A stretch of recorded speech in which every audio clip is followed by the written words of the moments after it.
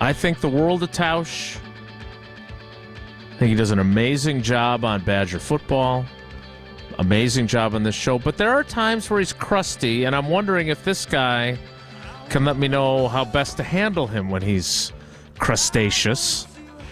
Because those times probably happen on their road trips for Badger football together. Is Matt Lepay on Wilde Tausch. Matt, how do I get crusty Tausch to be more friendly, jovial Tausch? Any tips? I have never been subjected to crusty or Interesting. salty Tausch. That's a lie. Matt, do you think maybe it's the person running the ship, or not the caboose but the front of the train, that maybe has got something to do with that? The caboose. This show needs a translator, by the way. The caboose of the prediction train. All right, Matt, let me explain, because I took a lot of heat from these guys. The caboose was the end, because the caboose is the end of the train. And you were busy getting ready for your broadcast, but everybody, Boilermaker trains up on the screen on game day and everywhere else, because everybody thought a tough road game, and Wisconsin went in there, and not like some fluky win. They were better, even with all the other stuff that happened, and that's where the caboose came. Okay, now I understand. Okay, thanks. See, you're your own translator. That's good. Yeah, exactly. Just another day. No respect for the Badgers. Just here we go again. Same story, different day, right? Yeah. But they won. No doubt. So the key is to just make him feel like he's always right. Let's be honest. Not here. true. That's what you just did. That's all right. the key. Matt, help us understand, because Tausch was making wisecracks about how you don't think we talk enough Packers on this show. And again, I know we're in the business of making him think that he's right all the time. So that he was telling the truth there. That's how you really feel. Is you like to hear more Packers talk? Matt wanted to join us to break down whether or not we should re-sign our center, what we should do at left guard. So Matt, take it away. What's your Packers? What do you think we should do offensive line wise with the G&G? Well, no, to me, it's more like, how does the Badger win influence the Packers' ability to get a number one wide receiver for next year? I mean, that's really the story. We got to somehow weave that in there. Here you go, Jason. Go ahead. I'm exhausted. Why is it that Badger men's basketball, and I'm not going to make an old person reference like Tausch likes to with J.R. Ewing or, in this instance, Rodney Dangerfield, why don't they get more respect? And is that changing after a win like they had at Purdue? I think in a general sense, it's the brand. I mean, in our business, we play the hits. If it's locally or in the state of Wisconsin or nationally, you're gonna play the hits. In football, that means you're always going to talk about Ohio State, Michigan, Alabama, Texas, USC, Georgia, et cetera, et cetera. Notre Dame. I mean, Notre Dame had a great year this year, but this was the first year it's won a major bowl game in 3 decades. But in between, when in doubt, we're going to talk about Notre Dame. In the NFL, we're going to talk about the Dallas Cowboys. It's been about 30 years since they've done anything in the postseason, but the NFL is a little different animal. But in basketball, it's Duke, Carolina, Kansas, et cetera, more of the SEC now because of how good the league is. And Wisconsin's just not in that group where you're going to play the hits, even with the success in basketball that it's had for 30 years for the most part, from Stu Jackson through Dick Bennett, Bo, et cetera, et cetera. And then, so to me, like when Wisconsin gets attention, it has truly earned it, and which is the case right now. And for their sake, hopefully they'll continue to earn that attention the rest of the way. But they're not a school that, when in doubt, let's talk about Wisconsin. That to me is just a reality. And as fans, you get frustrated, but it's not going to change. I don't think in our lifetime. It's just they're always going to talk about, in basketball, it's Indiana, it's Michigan State, it's Michigan, Purdue to an extent, Ohio State to an extent. Now that UCLA is in the league, going to talk about UCLA a lot. In Wisconsin, here are the Badgers, and that's just the way it is. I think kind of have to try to learn to live with it because it's the way it's been forever, and I don't see it changing in our lifetime. Matt, how much of that is style of play? Because I think it's just, the taking charges and gritty and the Dick Bennett era, and it's not as if Wisconsin hasn't gotten a lot better on offense. This year, obviously, they've been fantastic, but is that a big piece from just an aesthetic standpoint? But the people that are actually watching it, and I've heard many of the analysts kind of get out there and say, this isn't your mama or daddy's Badger team. This is a different look than what we've seen in the past. I think in part, Tausch, but, I mean, look at Houston. Kelvin Sampson, he gets a lot of run nationally because his teams have been really good. They won a game over the weekends, 62-58, something like that over Arizona. They're known as a gritty defensive team. One of the greatest upsets in NCAA tournament championship game history was Villanova beating Georgetown. That was a game in the 50s. But it was Raleigh Massimino, the big personality guy, and I just think there are certain schools that, regardless of the style, because of the brand, you're going to get a lot of run. And I think with Wisconsin, it's been an easy out for people. But now, I mean, last year they scored, it was mid-70s. Maybe not electrifying to the national folks, but it was the most points per game that a Wisconsin team had scored since Tracy Webster and Michael Finley were going up and down the floor at the Fieldhouse. So they've been trending up. So they'll get more of it now. But again, to me, just my opinion here, I just think it's the brand. And as much as we all may love Wisconsin and the Badgers, you look at a big picture, and they're going to run down a list of other programs first. Doesn't mean that Wisconsin has to apologize for the way it's won, because it doesn't have to, because it's won a lot over the last 30 years. A lot of Big Ten championships, 3 Final Fours, so on and so forth. But it's just that it's the constant battle of getting that attention because your brand isn't as big as all the blue bloods out there. So, Matt, when did you, and I'm not asking you to crown it, I think I'm coming to the game Tuesday, and if they win, I am saying this is a Final Four team. I'm going to preemptively say that already. I'm not saying you should say that, but when did you start realizing that this team has the opportunity to do something special? Was it earlier in the year? Is it, are we prisoners of the moment? How have you viewed this team as far as its growth from, October to where we're at now? I thought, and at the time when they beat Arizona was not playing great, but it's still a very talented team, and it's in that, the top 2 or 3 of the Big 12.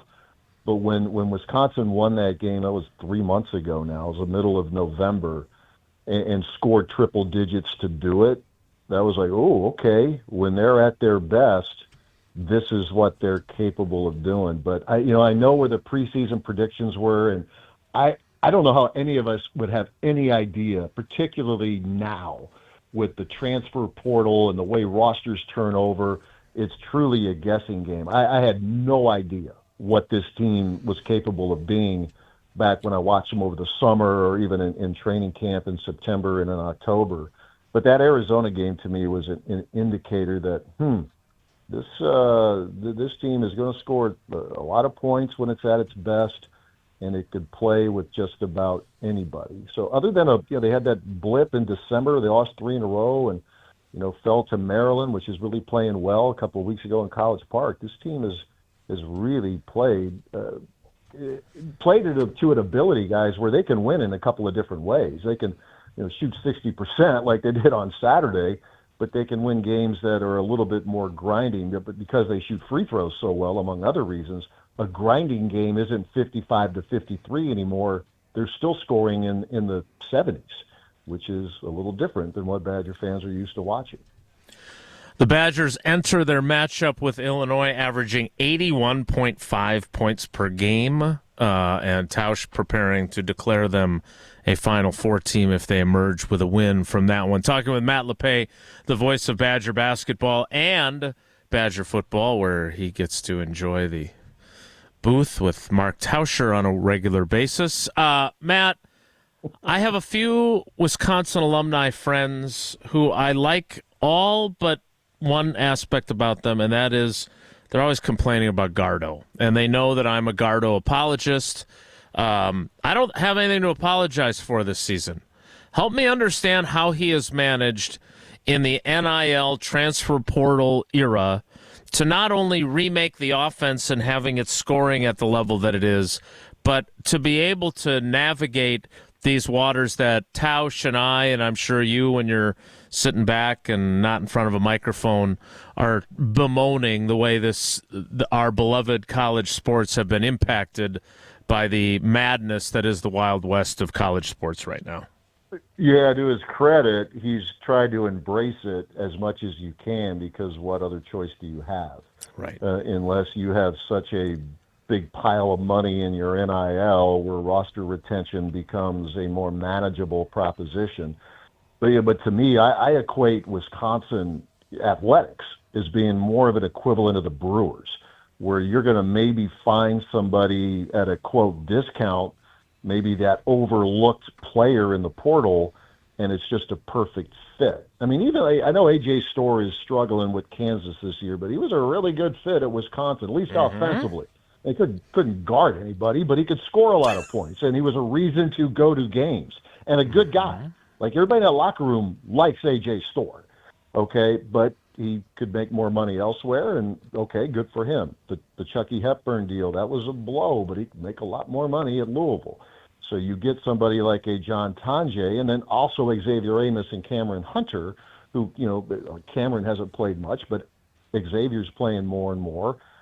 They have an ability. Greg talks about that 1 degree of separation. There's somebody maybe on the team who might know of someone, or that guy knows somebody who knows this player that they're pursuing, and in this rapid fire portal recruitment, they're able to do as good a job as you possibly can of their due diligence, not just of how he fits in X's and O's, but how he fits into the locker room. And they've been pretty, maybe a little bit of luck there, but I think Greg Gard is a hell of a lot smarter than people might want to give him credit for. And I think he's a lot tougher, too. He may not have that physical presence about him the way other coaches do.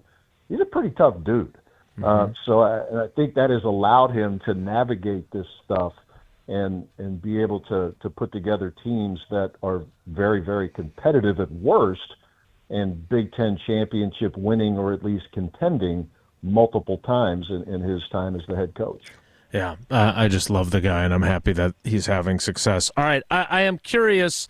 Tausch isn't this person, but he says, wake me in March when it comes to college basketball, except for the Badgers. The number of games that have been on Peacock have prevented me from watching them as much as I normally do. I appreciate it when they air on regular television or on cable, because it's more my viewing approach. I always like to sync up the audio like I do with the football games so we can listen to you.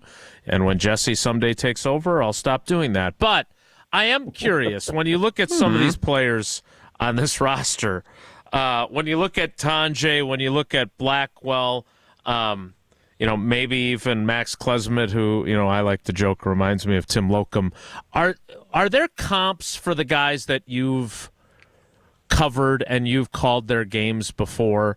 Like, do you see similarities in John Tonje's game or in Blackwell's game that you've seen from other players, or are they unique players that you haven't seen very often during your time calling these games? Yeah, I guess I haven't thought of it that way. I think if Max got a mullet, the Tim Locum comp would really that would be in play more. You should think about that. Yeah, he should. I'll bring that up when I see him later today. And he'll say, "Who?" No, exactly. I said, ask your parents. Ask your parents. Hard to believe. Still the all-time leader in three-point percentage, I believe, at Wisconsin. Loki, pride of Florida, Illinois. I haven't. I think Max was a guy that when he transferred back to the home state, because he was at Wofford for 2 years, there was a comp where he had some of that toughness of a Gosser, a Brad Davison type of player. There's a grittiness to him that I think has been demonstrated. Not to mention these heaters that he's had in his career where he's scoring 16, 18, 20 straight points. Maybe he hasn't had one of those yet this season, but he's had multiple personal scoring runs like that.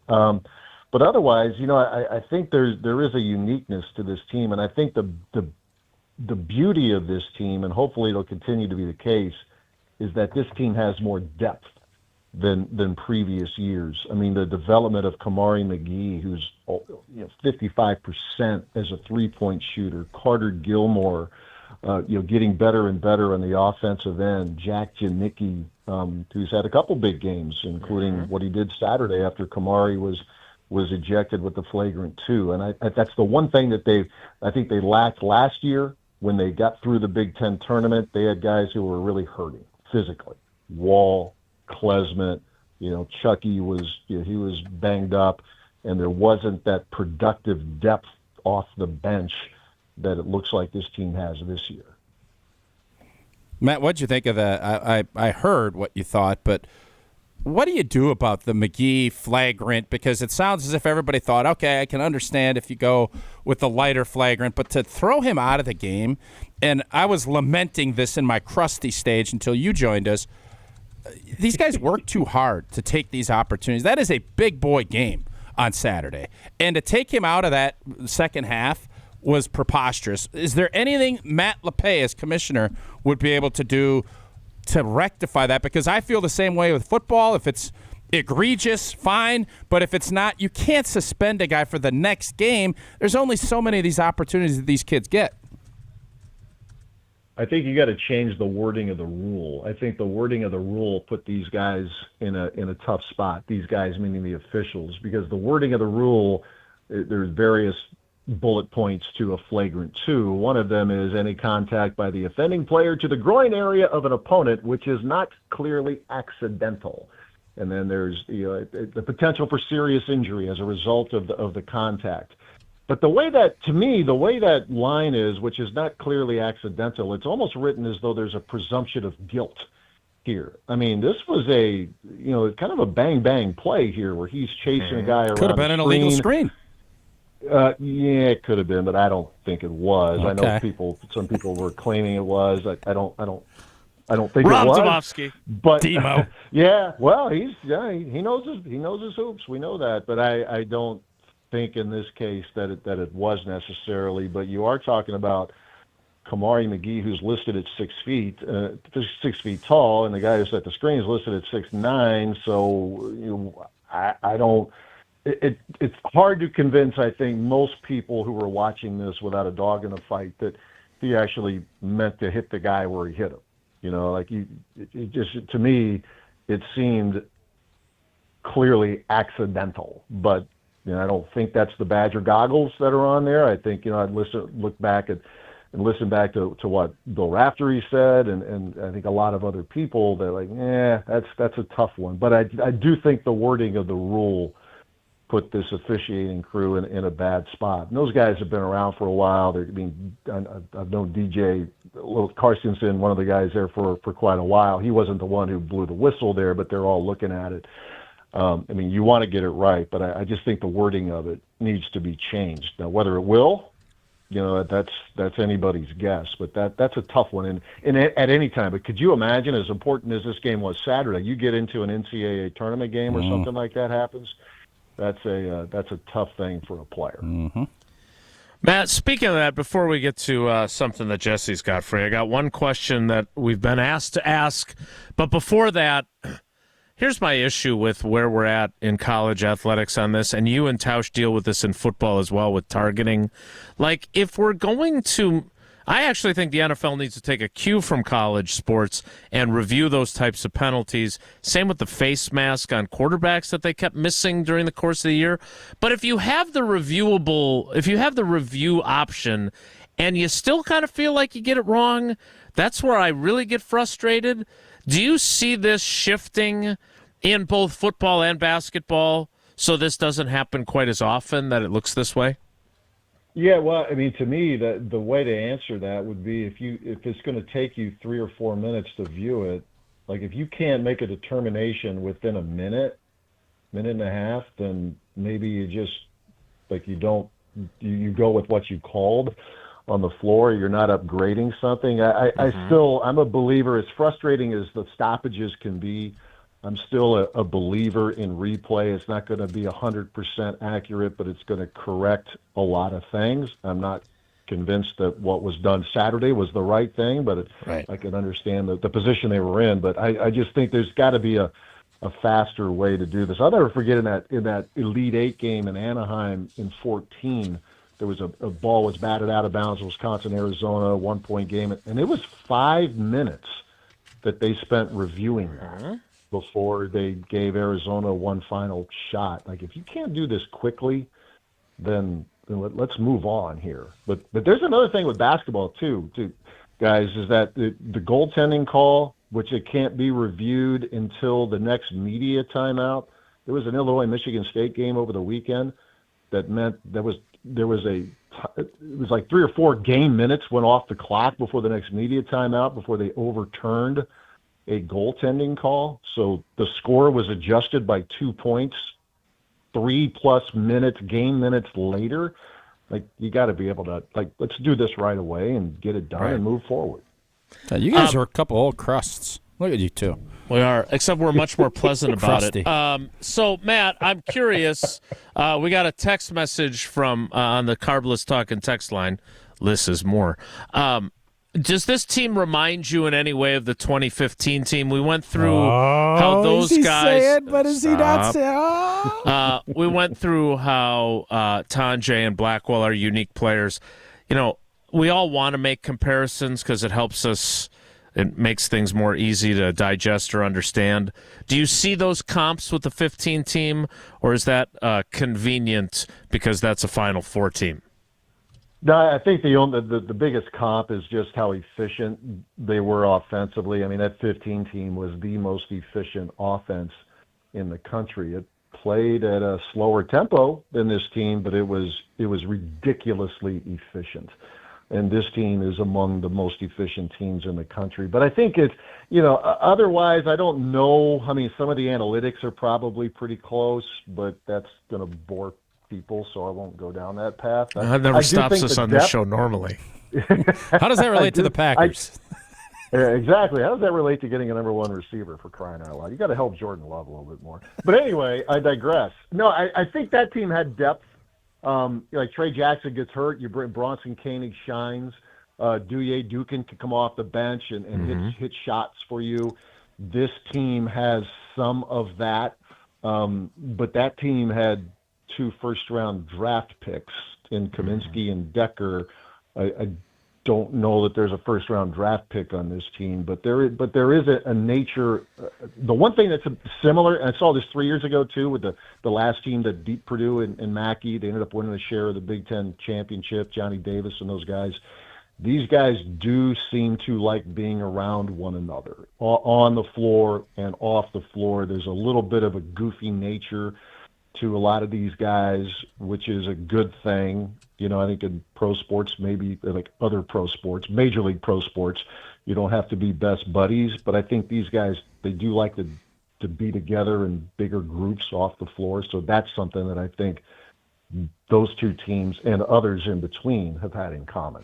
Well, and that's not for nothing, given the world of NIL and the transfer portal, to be able to have a team with that kind of chemistry. Hopefully they don't end up like the 2015 team and have, well, I guess Coach K's retired, so he can't screw them out of a national title. All right. Well, you feel the same way. I'm aware of that. Yeah. So, Matt. Yeah, Winslow touched it. We all know that. If you know, you know what I'm we do know about. that, indeed. And it doesn't take. It took us 10 years to announce that. So, Jesse has something for you. Are you trying to get him to do Bowl Stream TV again? Hey, Dad. We got the that's state so bowling creepy championships and coming weird. up. I hate it when you do that. It's weird, but it's kind of funny. Nepotism in the business. It gets you a long way. Not very far for you, apparently. Oh, I got to get better at it. Bowl Stream TV, the high school bowling state championships are coming up, but as are the high school basketball playoffs. And I was calling a game a few weeks ago solo. Dennis Semrau was not with me. I was all by my lonesome. Thought we were going to have a really competitive game. Ended up being a bit of a blowout between Vel Phillips Memorial and Sun Prairie East. So I wanted to know, it's a business, and we're always trying to find opportunities to grow the business. So I was wondering what what my fake dad thought of how I handled some downtime near the end of the game. Here is a small snippet of our broadcast on Zimbrick Honda's Prep Mania. Oh, God. By the way, I did want to give a shout out. I was asked to do so by one of the ladies working the concession stand here tonight at Vel Phillips Memorial High School. I asked for something to have before the game. Got a Rice Krispie treat, one of the baked goods that was a special for $1.50 here. And she said that's the official treat of the Madison Memorial basketball team this year. So Rice Krispies are looking for any type of endorsement opportunity. I am interested. Oh my 23 God. seconds to go. That's tremendous. Oh, absolutely. Is it, you though? are learning fast, son. I mean, let me take a look at Tausch every commercial break. Mark Tauscher here or I've got my share of those too. I was going to say, I learned from watching you, Dad. We Oh, my actually God. worked on that, Brian Butch and I, because one of the promotions and the timeouts down at the Purdue game, you guys are all familiar with St. Elmo's in Indianapolis, right? The Oh, yeah. steakhouse, the famous place. Great sauce. Shrimp sauce. Free advertising. And there was a shrimp cocktail consumption contest during one of the timeouts. And the contestants were shaking because if you've ever had that cocktail sauce, it is really good, but it is fire. Your mouth is on fire. And they were shaking, but we were, trying to finagle a way to, if nothing else, get our bosses to buy us dinner at St. Elmo's down at the Big Ten tournament. So, Jesse, I think that's Rice Krispies is a good start, and then you can maybe elevate that into, Rare, Roost Chris, whatever. There you go. Try to get Cut. and then put it on Evan Cohen's tab. Yes. Yeah. Jesse, I Look think at the you're Godfather just spinning out knowledge, man. That's what this is all about. Snap, crackle, pop. Maybe you should aim a little lower and just try and get an endorsement deal with the Madison Memorial concession stand. Get a licorice and be able whip. to eat free there whenever. Matt, Got to we've walk kept before you can run. Got to walk before you run. Matt, I'm sorry we didn't get some more Packers talk with you. We always love it when you make time for us. We appreciate you, buddy. Thanks. Go, Pack, go. Take care, boys.